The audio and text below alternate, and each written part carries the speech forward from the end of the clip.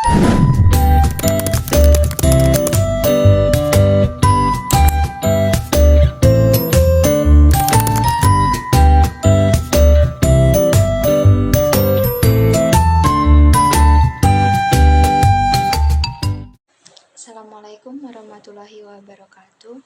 Yang terhormat Ibu Ramadiana Ikhwanintiari SHMH.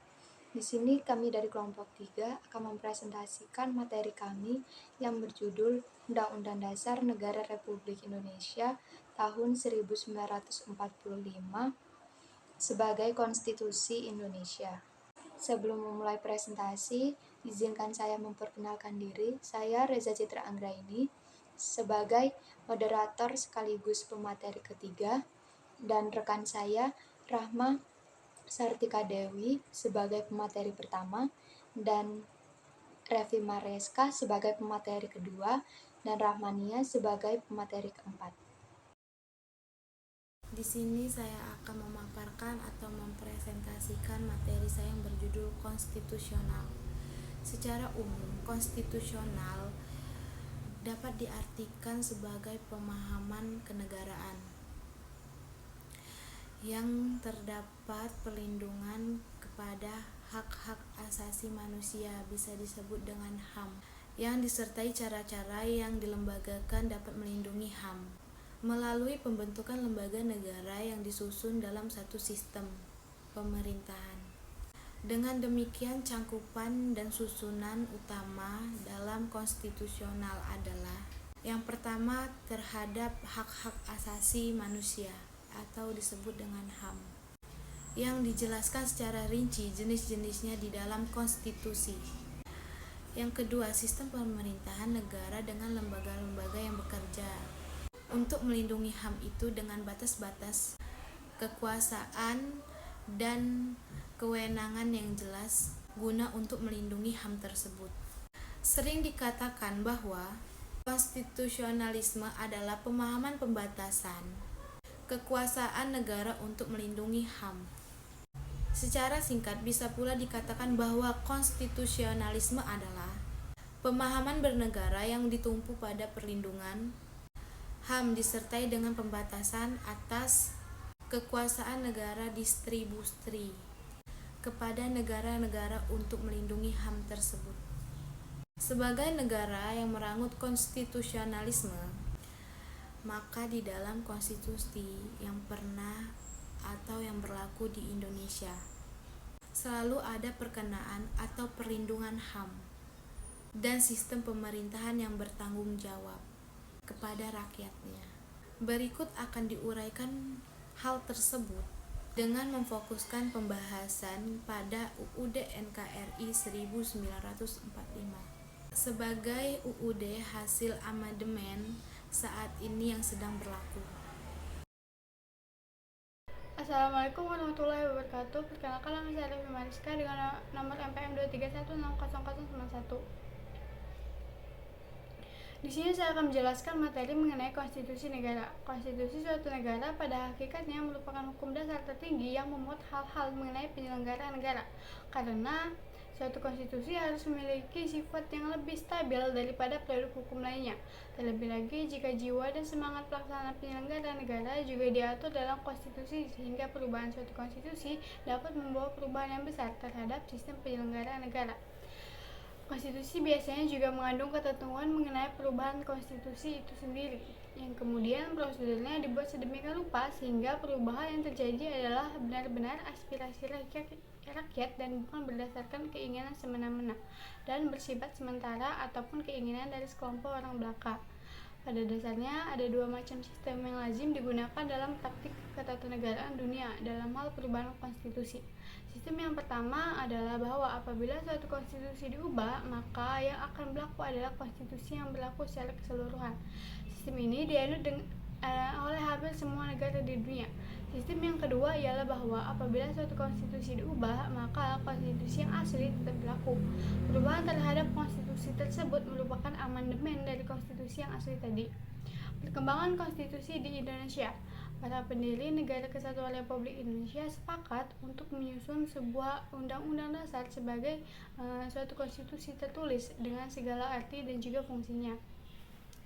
Sehari setelah proklamasi kemerdekaan Republik Indonesia pada 17 Agustus 1945, Konstitusi Indonesia sebagai sesuatu revolusi groundwork telah disahkan pada 18 Agustus 1945 oleh Panitia Persiapan Kemerdekaan Indonesia dalam sebuah naskah yang dinamakan Undang-Undang Dasar Negara Republik Indonesia. Dengan demikian, sekalipun Undang-Undang Dasar 1945 itu merupakan konstitusi yang sangat singkat dan hanya memuat 37 pasal, namun ketiga materi muatan konstitusi yang harus ada menurut ketentuan umum teori konstitusi telah terpenuhi dalam Undang-Undang Dasar 1945 tersebut. Baik, materi selanjutnya yaitu C. Pengertian Undang-Undang Dasar 1945 sebagai konstitusi negara. Sebagai konstitusi negara Indonesia, Undang-Undang Dasar 1945 mengandung pengertian sebagai berikut. Yang pertama, bersifat mengikat. Yang kedua, Undang-Undang Dasar 1945 berisi norma-norma, kaidah, aturan, atau ketentuan yang harus dilakukan dan ditaati oleh semua komponen negara. Yang ketiga yaitu Undang-Undang Dasar 1945 berfungsi sebagai hukum tertinggi sehingga dijadikan pedoman hukum bagi setiap peraturan perundangan di bawahnya. Yang keempat yaitu setiap tindakan dan kebijakan pemerintah harus sesuai dan berpedoman pada Undang-Undang Dasar 1945. Undang-Undang Dasar 1945 sebagai konstitusi Indonesia merupakan dokumen hukum dan dokumen politik yang memuat cita-cita, dasar-dasar, dan prinsip-prinsip penyelenggaraan kehidupan nasional. Cita-cita pembentukan negara yang kita kenal sebagai tujuan nasional tertuang dalam alinea keempat pembukaan Undang-Undang Dasar 1945. Untuk mencapai cita-cita tersebut dan melaksanakan penyelenggaraan negara berdasarkan Pancasila, Undang-Undang Dasar 1945 telah memberikan kerangka susunan kehidupan bermasyarakat, berbangsa, dan bernegara. Norma-norma dalam Undang-Undang Dasar 1945 tidak hanya mengatur kehidupan politik, tetapi juga kehidupan ekonomi dan sosial. Maka Undang-Undang Dasar 1945 merupakan konstitusi politik, ekonomi, dan sosial yang harus menjadi acuan dan landasan secara politik, ekonomi, dan sosial baik oleh negara dan masyarakat ataupun pasar. Assalamualaikum warahmatullahi wabarakatuh. Saya Rahmania Putri Nafilah dengan NPM 231600090 dari kelas 2C Program Studi PGSD. Di sini saya akan membacakan materi tentang Sistem Ketatanegaraan Indonesia. Sistem ketatanegaraan adalah tata cara atau aturan yang mengatur bagaimana negara diorganisasi. Sistem ini terdiri atas beberapa lembaga yang memiliki struktur dan tugas yang berbeda-beda. Sistem ketatanegaraan memiliki struktur dan peran lembaga-lembaga negara, tugas dan wewenang mereka, serta hubungan antara mereka sebagaimana keterangan yang dikutip dari Jurnal Sistem Pemerintahan Indonesia, Pendekatan Teori dan Praktek Konstitusi UUD 1945, karya Ahmad Yani. Sistem ketatanegaraan Indonesia menurut Undang-Undang tahun 1945 adalah sebagai berikut. Yang pertama, bentuk negara adalah kesatuan. Yang kedua, bentuk pemerintahan adalah republik. Yang ketiga, sistem pemerintahan adalah presidensial. Dan yang terakhir, sistem politik adalah demokrasi atau kedaulatan rakyat. Yang pertama, bentuk negara kesatuan. Undang-Undang Dasar 1945 menetapkan bahwa bentuk susunan negara Indonesia adalah kesatuan. bukan serikat atau federal. Dasar penetapan ini tertuang dalam pasal 1 ayat 1 Undang-Undang Dasar 1945 yang menyatakan negara Indonesia ialah negara kesatuan yang berbentuk republik. Yang kedua, bentuk pemerintahan republik. Undang-Undang Dasar 1945 menetapkan bahwa bentuk pemerintahan Indonesia adalah republik, bukan monarki atau kerajaan, yang tertuang dalam pasal 1 ayat 1 Undang-Undang Dasar 1945 yang menyatakan negara Indonesia ialah negara kesatuan yang berbentuk republik. Berdasarkan pasal tersebut, dapat diketahui bahwa kesatuan-kesatuan adalah bentuk negara, sedangkan republik adalah bentuk pemerintah.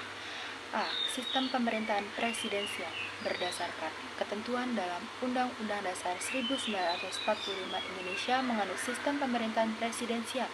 Secara teoritis, sistem pemerintahan dibagi dalam dua klasifikasi besar, yaitu sistem pemerintahan parlementer dan sistem pemerintahan presidensial. Sekian dari kami, bila ada kesalahan kata dan kurang lebihnya kami mohon maaf. Wassalamualaikum warahmatullahi wabarakatuh.